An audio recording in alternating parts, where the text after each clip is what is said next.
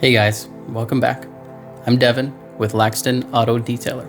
Today we're going to be talking about Paicar Pure Shampoo once again.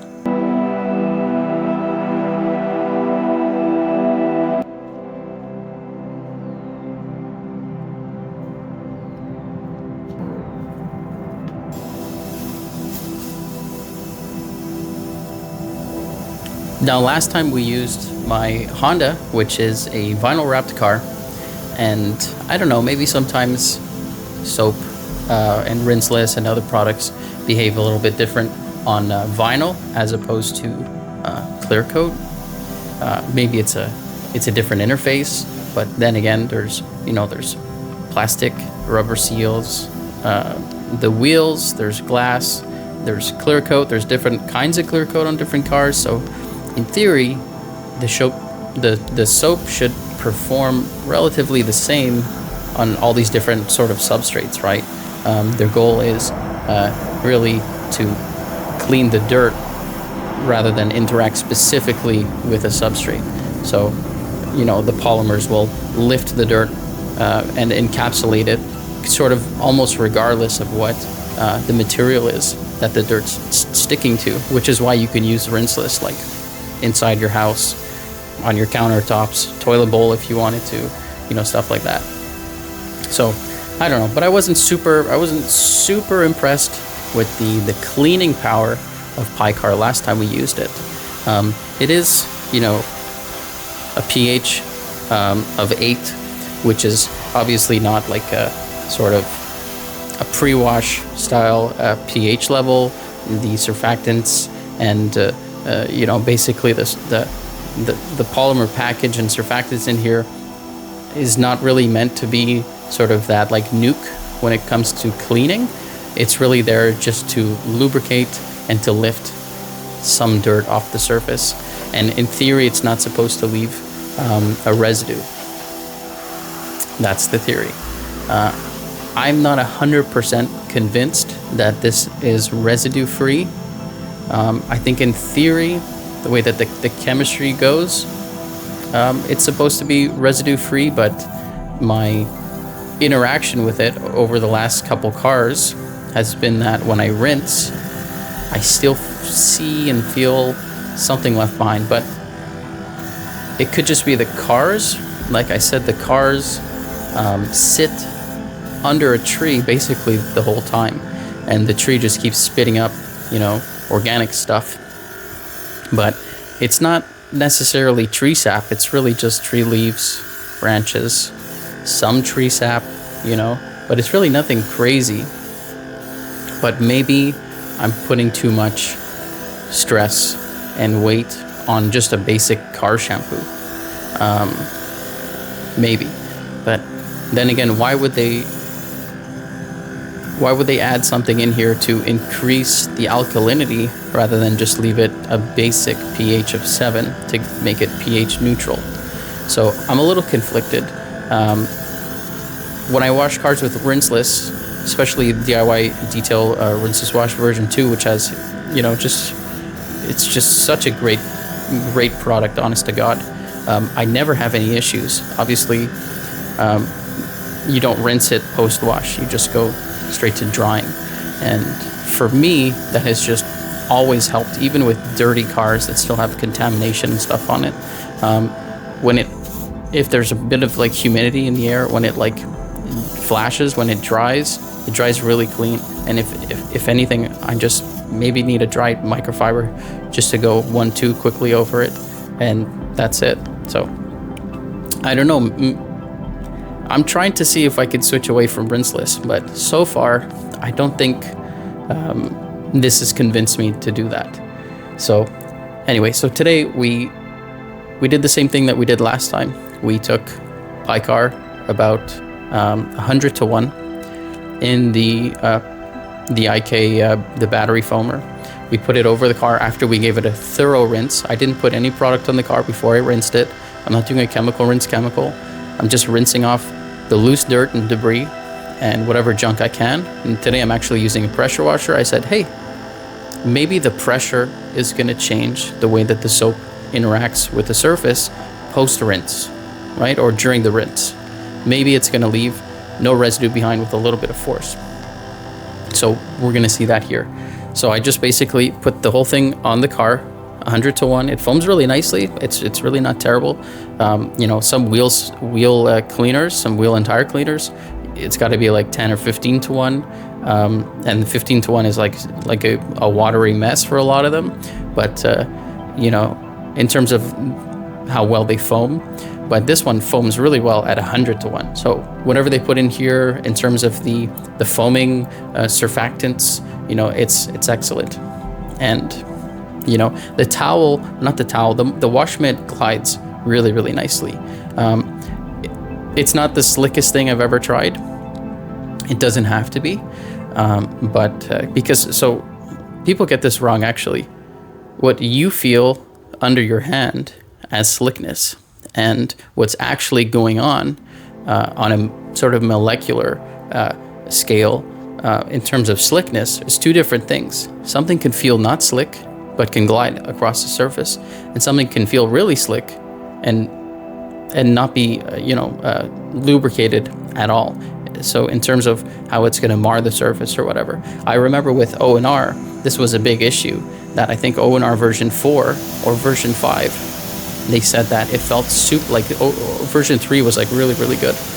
And then version 4 came out and people said that it felt less lubricated, even though like, let's say like it wouldn't scratch to the same degree that version 3 wouldn't scratch. So it had even more lubricants, but you just didn't feel it under your hand. So perceived lubrication and slickness is not the same thing as actual lubrication and thickness and slickness. So here we see after I finished the wash, it didn't take care of the organic stuff that's on the paint. That half of the hood is actually a ceramic coated half. So the driver's side, and it's using DIY Detail DIY Detail graphene 3-year ceramic coating, and it's like essentially flat. And we saw just a couple weeks ago that part of the hood was beading really nicely. So I'm not sure what's going on. It could be the tree. It could be the time of the year. It could be that the coating is failing, though I don't think so. It could be that the soap is not strong enough.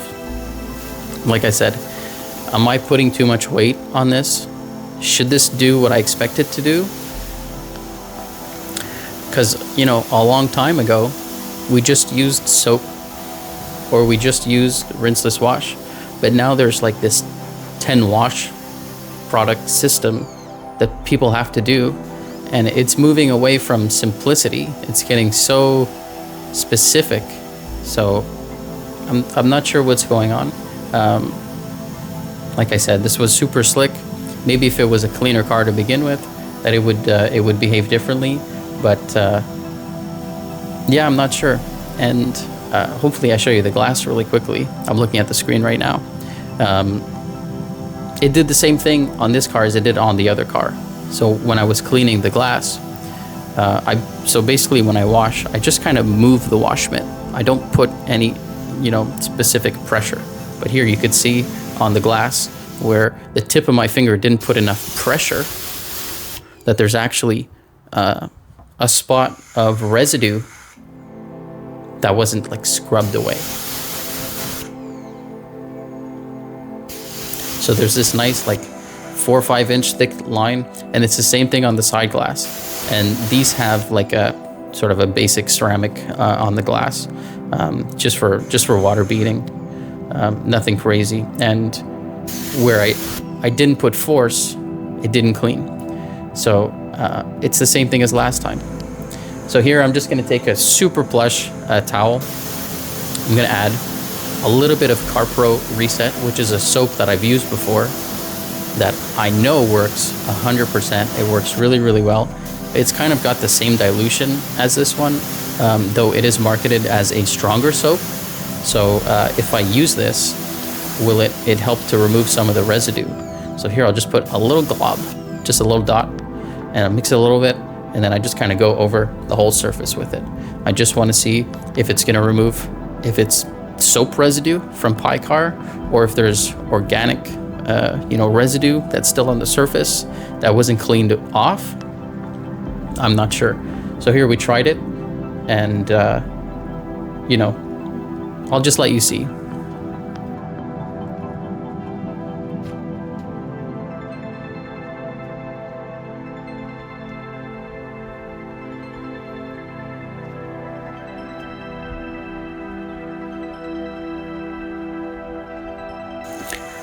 All right, now it's time for the rinsing, and you could see for yourself if using Carpro Reset did anything. I think it did a little bit, I got some water sheeting coming back, but again, this is a ceramic coated side.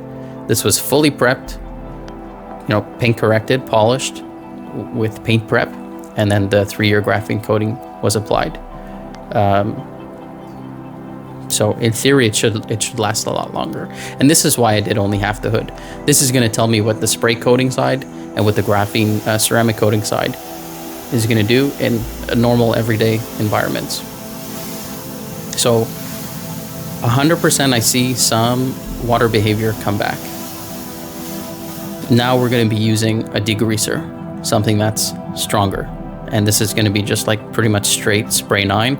I put quite a bit on the towel, and we're just going to be rubbing it on the surface. Now something alkaline like spray 9, which is 12, maybe 13 on the pH scale, super degreasing capabilities. This will cut through any like organic film. This will remove tree sap. Really, really strong stuff. So I put that on the surface to see if some of the organics were masking the hydrophobics of the graphene coating. And I did a little bit on the glass too. The front windshield, I do have to recoat. It's been a while. It's been hammered. And there we go. We could already see the returning of the hydrophobics. Now we know that degreasers cause scarring of coatings. They cause scarring or fracturing.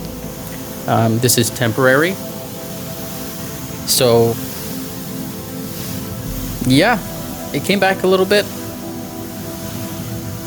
Nothing crazy.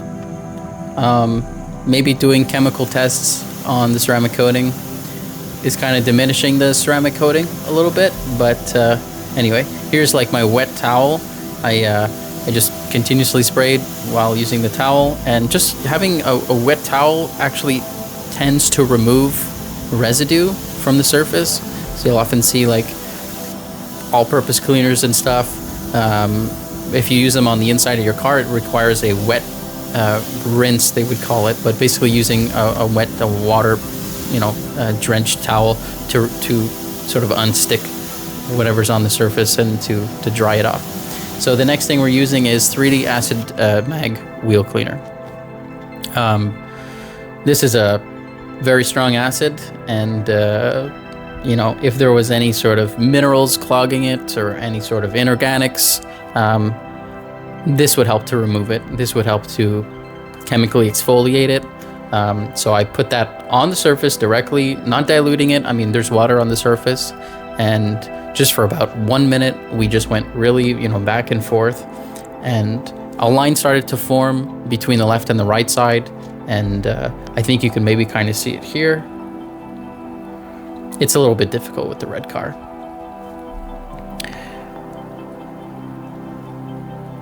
Yeah. So a line started to form of the water separating, like the acid separating, and then the water pooling on one side. One side just had the spray coating, and spray coatings are not meant to resist, pH 12 and 14 and pH 2, right? So obviously this would remove it. So this is kind of the hydrophobics after it. I might have to address the ceramic coating side. I'm not sure, but essentially the ceramic coating is still active, and now it's basically unclogged.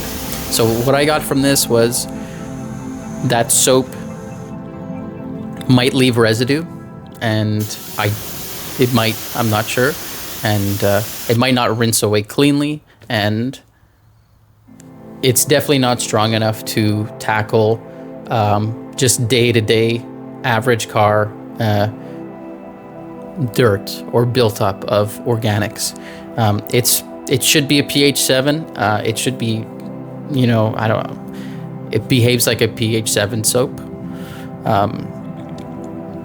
Yeah, so if your car is clean and you just want a really good soap that smells good, lubricates, and is very frothy, then Paicar Pure Shampoo is a good solution. So I'm going to finish the bottle. I'm not sure if I'm going to buy it again, but we'll definitely have to see. And here's the end results. I just used a bead maker to help me dry the car. Yeah, so I'm not sure. Maybe I'm just gonna go back to rinseless. I gave it a chance. I don't know. Maybe there's another soap. Maybe I have to use the you know, the Paicar Nuke. You know, that really strong pre-wash. I think it's 12 or 14 pH before I use a product like this. But for me, I use rinseless wash, spray it on the car, rinse it off, spray it back on the car, do my rinseless, and then dry the car. And I never have any issues whatsoever. So I don't know. Tried and true method for me. I love rinseless wash. So is there another soap I should try? Maybe better than this one? You guys let me know. But yeah, thanks for watching. Hope you guys enjoyed. Hope you learned a little bit something. And let me know what you guys want to see in future videos. Thank you so much. Hope you guys have a good one. Peace.